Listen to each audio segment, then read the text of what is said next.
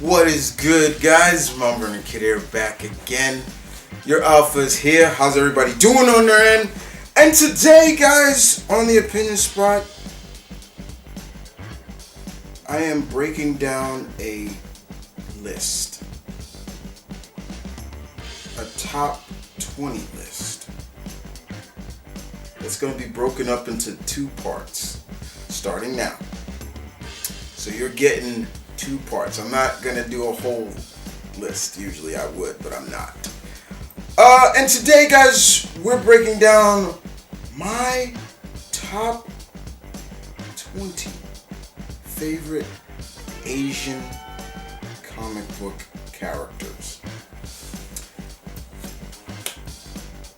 If there's one thing, guys, that the world of comic books have shown us is that when it comes to the characters of Asian descent, and what I mean by Asia, I know you would throw in maybe Southeast Asia like India and all that. I'm talking about more the Far East, the Orient, China, Korea, Japan, Okinawa, Thailand, the Triangle, all that.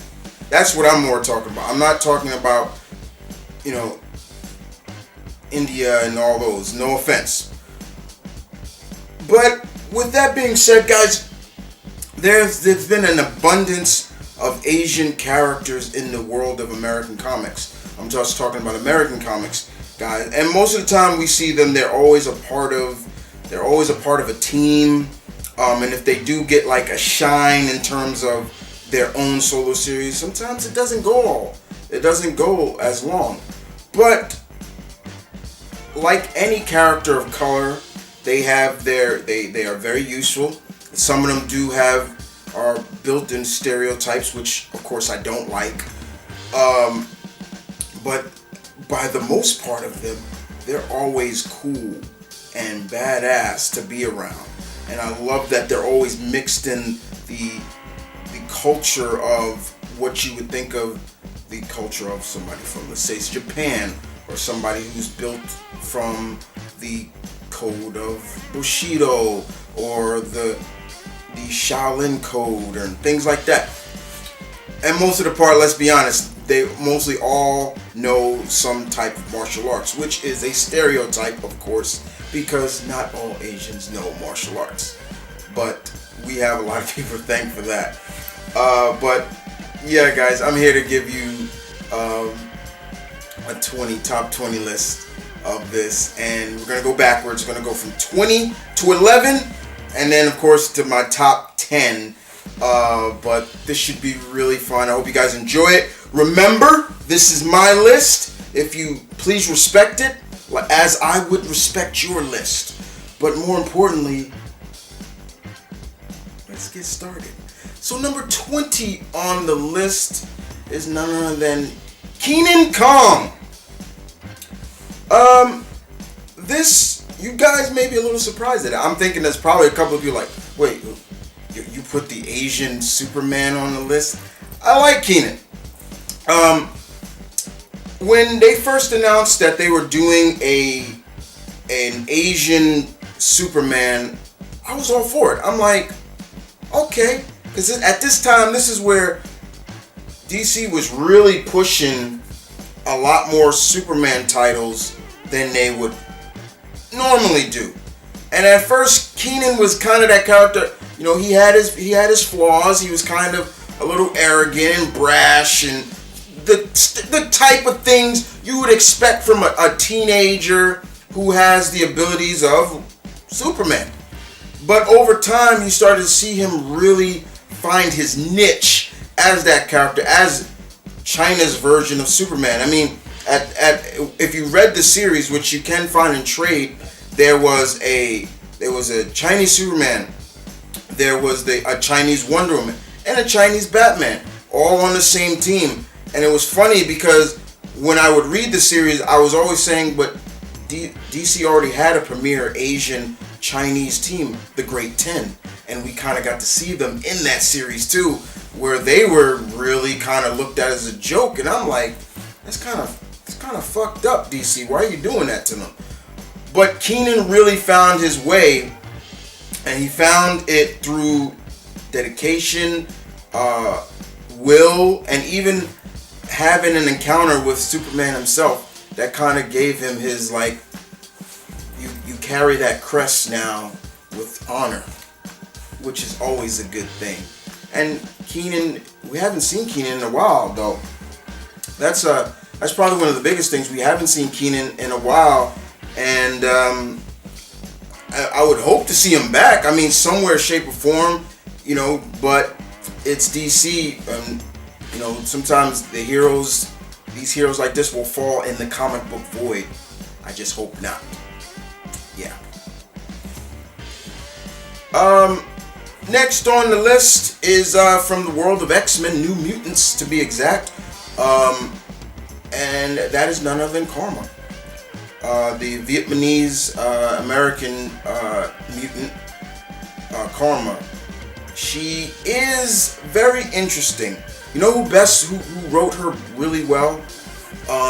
Marguerite Liu. Marguerite Liu knew how to write her very well. Unfortunately, we don't see Karma in the New Mutants movie. I'm kind of glad she's not in it, because I fortunately will not be supporting that movie. I'm not going to get into that. But Karma was very interesting. She's a mutant that can possess. She has a telepathic ability to possess someone for a while. She also lost her leg, so she has a cybernetic leg. Forge made it for her. She's witty. She's sometimes quiet, but once you get to know her better, then she opens up more. Karma definitely is a very interesting character. She's not dead. She's not, anything like that. More likely you will see she is in the New Mutants comic written by Ed Brinson. But you're not going to see her in the movie, so sorry. She does make my number 19. She's a very interesting character. She's not my favorite of the New Mutants, but she is still a cool character nonetheless. So yeah, Karma makes the list. Number 18 on the list, of course. Number 18 goes to none other than one of the fellow immortal weapons, Fat Cobra. Fat Cobra. He is probably my second favorite of the immortal weapon. When Ed Brubaker and Matt Fraction did their amazing Iron Fist, the Immortal Iron Fist run, I do recommend you buying that in trade. It's probably one of the best Iron Fist runs since the character's been out.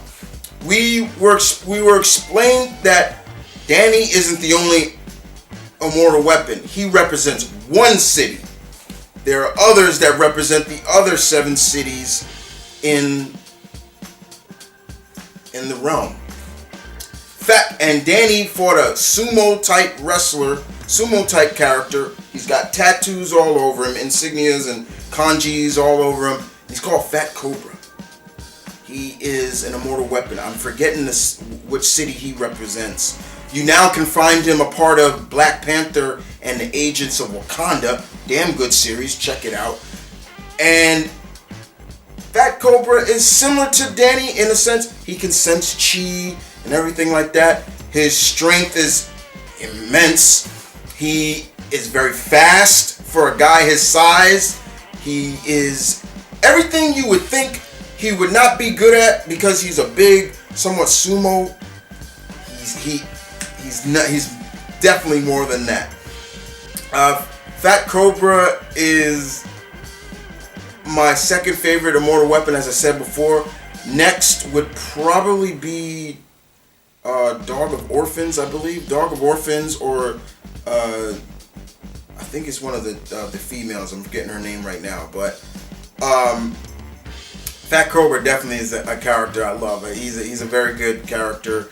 I'm glad that Jim Zub and them are using Fat Cobra, a part of Black Panther and his Agents of Wakanda, along with Kazar and American Eagle, John Strongbow,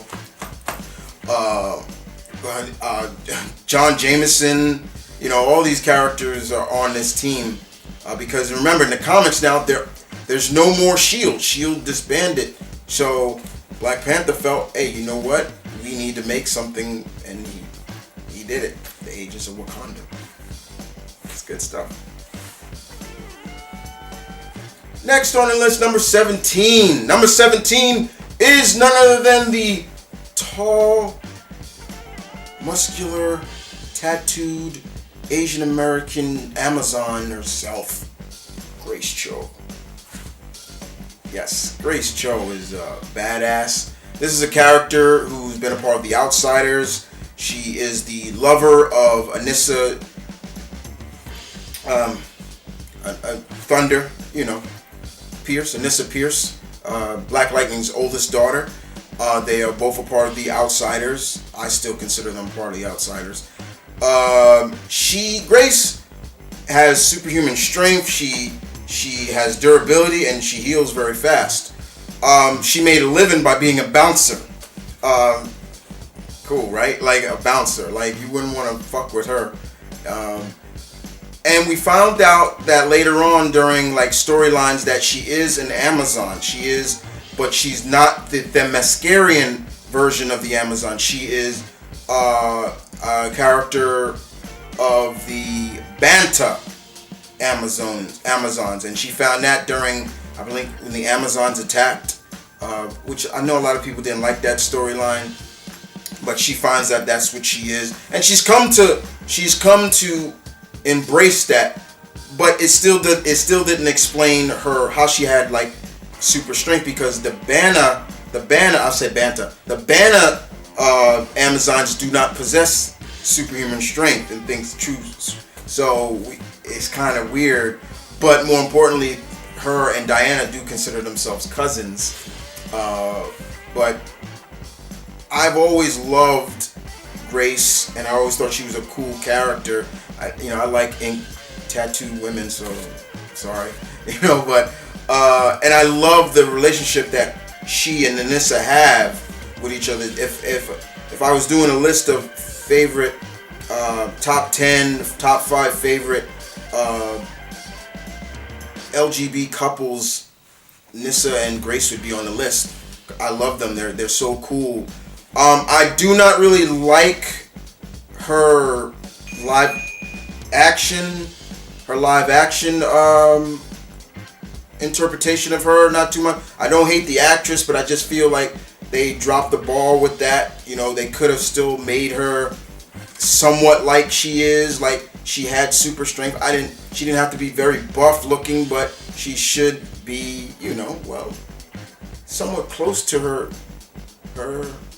comic counterpart. Just saying.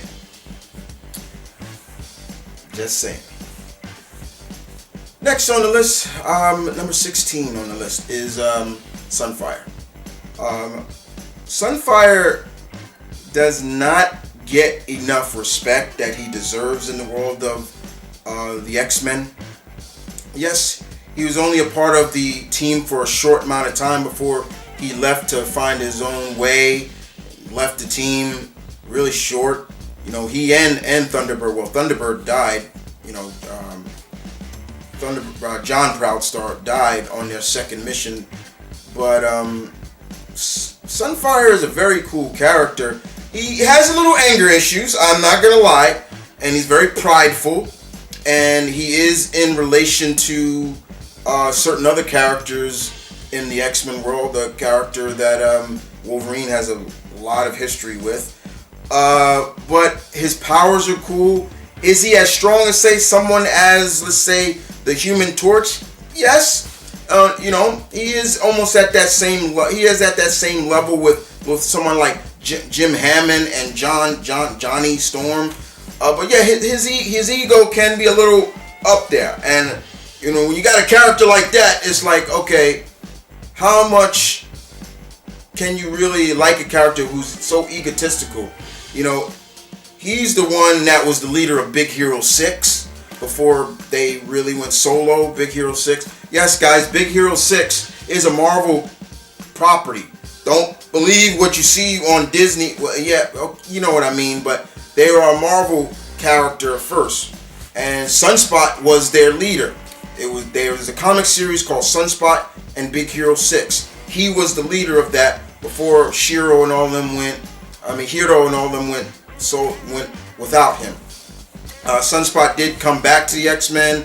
He was a part of the Unity Squad of the Avengers, and that was when Sunspot was really down. It was like he was in and out of bars, just getting drunk and everything like that. It was almost like he lost his honor, and you hate to see that for a character like that. But yeah, Sunspot doesn't get enough credit and enough respect that he deserves. When you think about X-Men, especially Asian characters who are part of the X-Men, he's almost like really low in some people's category, and that's not a good thing. We have not seen him yet live action. We have seen him animated live action. I want to see him, but I do not want to see him under Fox's property. So it has to be under Marvel's property. Hopefully we will see Sunspot sometime real soon. You know what I'm saying? Number 15 on the list goes to Valiant Comics, Dr. Mirage. Valiant Comics is an independent comic company that was a part of the 90s. And of course, when you hear that 90s, oh God, 90s.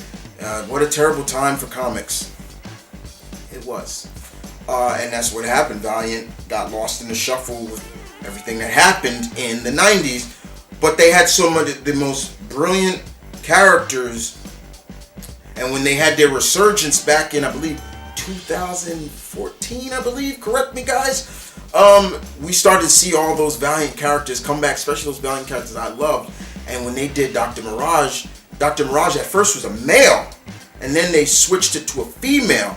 And she's kind of like a paranormal investigator. She can speak to the dead, she can feel the dead, and more importantly, the female version, she communicates with her husband, her dead husband, that she can't bring back.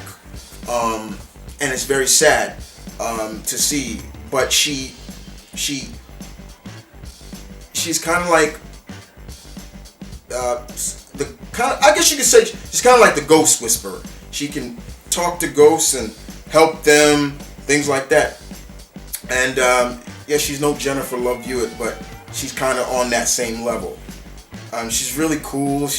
Her design is great, and I'm kind of glad they went with the female instead of the male. But if I'm not mistaken, the male version of her from the 90s is her husband. Correct me on that one too.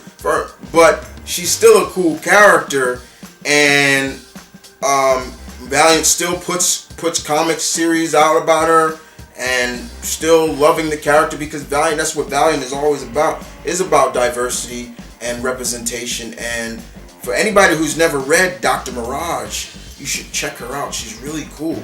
And more importantly, be hopeful that Bloodshot succeeds to where they feel, okay, we can now let more of our property out, because who knows, we could get a Dr. Mirage movie down the line. Just saying. She makes the list. She's a good character. You should check her out. Next up on the list is probably by far one of my favorite of the Runaways, Nico. Minoru. Yeah, Nico. With the staff. That's what I'm talking about. Nico's my favorite of the Runaways.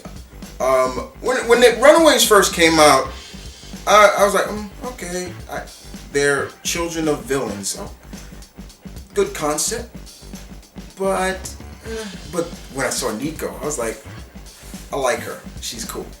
She's got that. She's the mystic of the mystic, the source. She has the magical background and things like that. And she's also in the Runaways show, which was great. I was like, they better have her in it. She not only has been a part of not only has she been a part of the Runaways, but she's been a part of the Fearless Defenders. They used to use her a lot. I'll never forget her scene where she was just trying to get to know, I think, her father's side of the family, and they were like, "We're never inviting you back to another wedding, Nico, because trouble came their way, or Solaris, and she's like, oh Jesus, like all I was trying to do was go to a wedding, and this happens. It was funny, it was hilarious. She's a lot powerful than a lot of people give her credit for. Is she as, let's say, powerful as someone like Doctor Strange? No. Or Scarlet Witch? No. But she is very powerful indeed. And she's young. She's young. And so you have a character that is young and powerful, and you got good people writing their stories, then you're having something. But Nico definitely makes the list. I know she's just a really cool character, nonetheless. Nico. Number 13 on the list. 13, we have none other than Dr. Light. Yes, I'm talking about the hero Dr. Light. Remember, there's two Dr. Lights, the villain and the hero. And this character right here, this Dr. Light, is very cool. She shows up from time to time in different books. She's a part of different versions of Justice Leagues. We've seen her in the animated series. And she has pretty much all the same abilities as the villain Dr. Light. But she uses her powers for good. She's also a scientist. You know, she is a doctor. She's not just that's just the mnemonic of her name. And more importantly also is the fact that, yes, we have seen her live action as well. She was a part of the Arrowverse. I don't know if we should be calling it that anymore, but yeah, she was a different version of, she came from a different Earth, but she was still, it was cool, but you know, I didn't kind of like the design of how they had her, but you know, she's always a treasure to have in the comics. It does, I always pull for characters like this to get more spotlight, and you want to see more characters like this get spotlighted. A creator, like, they're creating a team and like, you know what, I'm gonna put this member on this team or something like that. Sometimes you don't get that, and it sucks, but it does happen from time to time. But Dr. Light is a very cool character, very powerful character, and when you have a character that is smart and powerful at the same time, you get respect from me with that. Yeah. Next up on the list is none other than Amadeus Cho, or the totally awesome Hulk. Oh yeah, that's right. He doesn't go by Hulk anymore. He goes by Brawn. Amadeus Cho is considered in the Marvel Universe the 8th smartest person in the Marvel Universe. You're number 8. That's pretty damn impressive. Now, he is also a friend of the Hulk. Now, yes, to me, he's a friend of the Hulk, but when I think of someone in terms of best friend of the Jade Giant, it's always going to go Rick Jones before Amadeus. But Amadeus Cho has been in comics for some time. He was always like that secondary side character who's been with a powerful character as the Hulk. He was also with Hercules. He also had Hercules' mace at one point. And then of course he would come back later on, and he became a Hulk. And he was called the Totally Awesome Hulk with his sister. And Amadeus was a different Hulk, He was kind of cool and laid back and thought it was cool. And oh my God, this is so cool. The powers, he could switch it off and on. But then on times you would see, then the kind of the Hulk mentality of, getting angry and things like that would come out, and you would see it from time to time. I remember I was at Comic-Con, I think 2018, New York Comic-Con, and I asked Greg Pak and how they come up with the idea and why they did it, and mostly they just came up and was like, yeah, they wanted a new Hulk, and he had pitched the idea, and they were like, all right. Now you can find him a part of the new Agents of Atlas, where this team now, and also he's on the Champions as well. He goes by the name Brawn now. He's not as bulky, muscular as he used to be. He's kind of slimmed down now. He's kind of slim fit, but he's still like a Hulk. but he's on the new Agents of Atlas, which is comprised of a lot of Asian characters, Silk, Shang-Chi, some of the new Asian characters that have come into the Marvel Universe. He's a part of that. Of course, you got Jimmy Woo on the team. You gotta have Jimmy Woo when it comes to the Agents of Atlas. But yeah, he's on that team. He's still smart. He sometimes can be a little bit of a dick at times, but he's still doing his thing. Amadeus is still around. Not bad for the 8th smartest person in the Marvel Universe, right?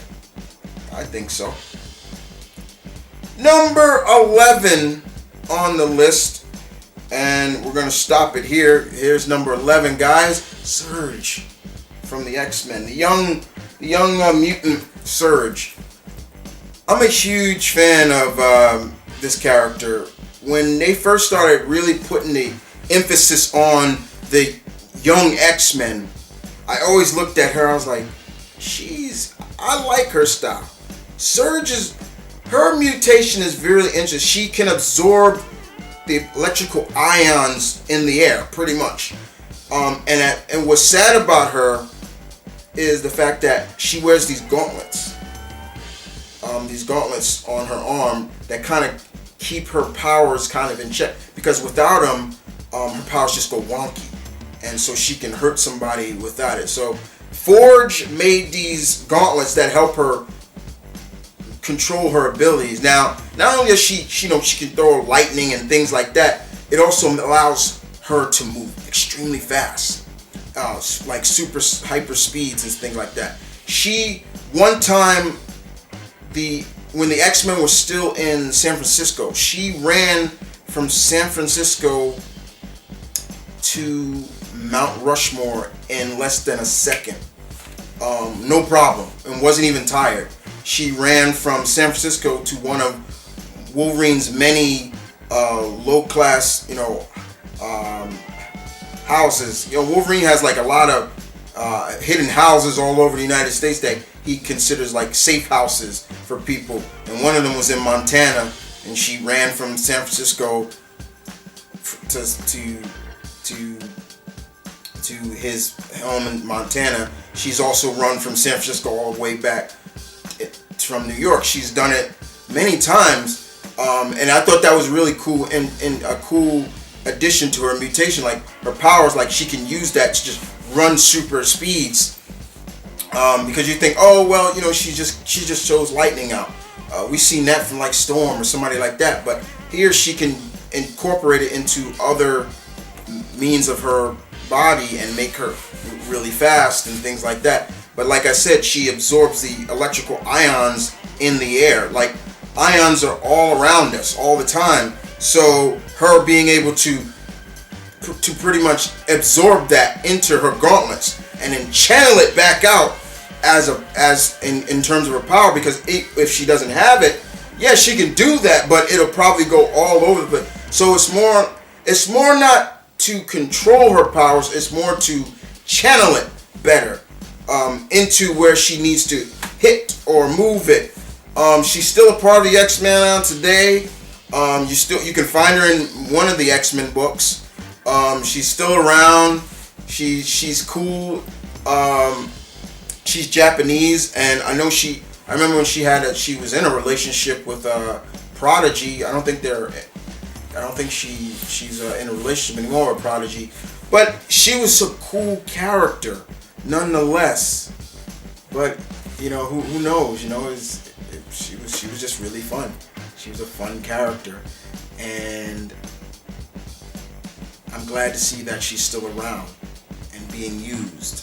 Because there's just so many X-Men characters. That's why there's so many X-Men books now, because you can't have them all in one book. I hear people saying there's too many X-Men books. As of right now, the X-Men are at their peak right now, and in my opinion, that's a good thing, not a bad thing. The X-Men are my favorite superhero team in comics before everybody else. Justice League, you name it. They're my number one favorite team. But as of right now, yeah, they're not acting so much like superheroes now. They're acting like jerks at times. And you don't buy that? Go read the new Fantastic Four X-Men crossover. You could see it. Like they're like segregators now. It's crazy. Everything you thought, like, and it saddens me too to see them like this. Like, man, that's not how they should be acting. You know, working with people like Sinister and Apocalypse, and I'm like, so everybody gets a free pass now, right? You know. But other than that, guys, I hope you guys enjoyed. That is 11 to 20, 20 to 11. That is the first part of this lineup. I will bring the next 10 very soon as well. So who else could be on the list? You may be asking yourself, like, well, I wonder who else is on this list, or do you not know any of these characters? Maybe hopefully what this is doing is giving people a little bit like, I want to get into some of these characters. You know, this should be, oh, okay, let me check out this Dr. Mirage. Let me check out, this Kenan Kong, the Chinese Superman. Things like that. You know, Karma. I've heard about her a little bit. Maybe dig deeper. That's what I'm always here for. I'm always here to educate my fellow geeks more into characters they may not know about. That's what it's all about. And with that being said, guys, this is Mount Vernon Kid saying peace, one love. Stay tuned. Keep it real. Be safe as always. Spread the love, more positivity in this world. Push that negativity out. And I'll see you guys next time on the Opinion Spot, where your opinion matters.